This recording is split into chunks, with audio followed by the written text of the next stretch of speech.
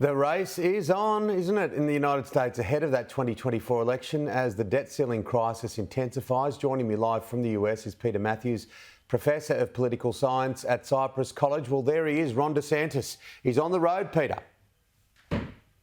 He sure is, Tim, and I'll tell you something. This is going to be a very interesting race. Despite the fact that Donald Trump at this point has 50% of the votes on the Republican side and DeSantis about 25, 22%, it's still going to be very close in the end. And I believe that many Republicans are looking to replace Trump as the party nominee because they feel he'll have a more credible appearance in the fall in November. And DeSantis has his own hurdles to climb, but on the other hand, there is this alternative to Trump. On the other hand, Trump himself is very popular among the activists in the Republican Party, the MAGA people. So it all depends on the intensity of each side and who's going to get out to vote. He certainly had that white knight feel, didn't he, Ron DeSantis, when he hit the scene? And I think everyone thought for a while that he would just be, a lay-down misère to be the Republican candidate. Things have changed. He's had some dramas over the past few months. He certainly has, and that's kind of what set him back a bit more. And one of the big dramas was with Disney, when he decided to go after Disney and, to punish them for their position on the Don't Say Gay bill, which he got passed in Florida, and this became a culture war. And the epitome of the culture war was at this very apex between Disney and the governor. So that's a tough one.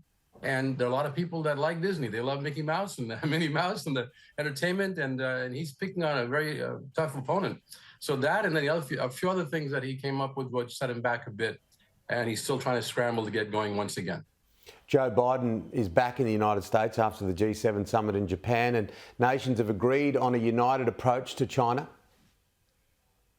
Yes, they have, and they've agreed to not decouple with China, but to do something like accommodated, but still speak up for our own values, and don't break away with China in terms of economic relations. That's so important that the U.S. and the West and Australia and other countries in the Western Alliance, the G7, actually continue productive economic relations with China, because these are the world's largest economies, the U.S. and China, and the supply chains and all those kinds of connections in the economic side, if it's disrupted by any major confrontation between the two sides, will be terribly downsided for the entire world, actually.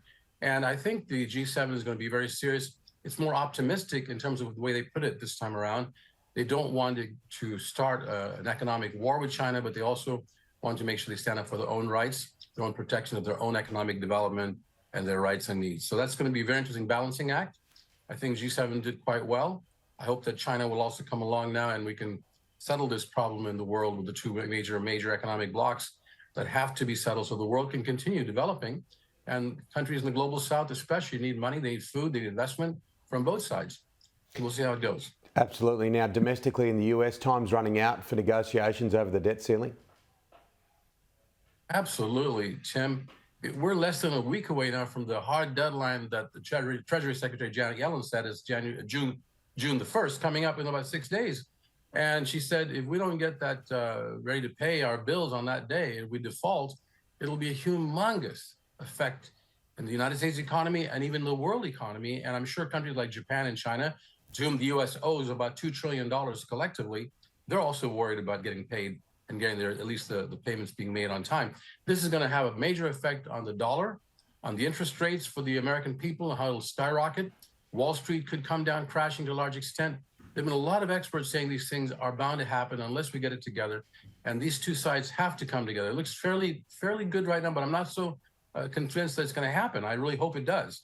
But we'll see how it goes. And last minute, you never know what could happen. And already there's warnings from some of the rating agencies that they're going to put the United States on a credit rating watch. That's not good. That's the beginning of something that could be a lot worse unless to get this together and settle this dispute and come down with a plan. Yeah, fascinating days. They really are. Peter, we'll chat real soon.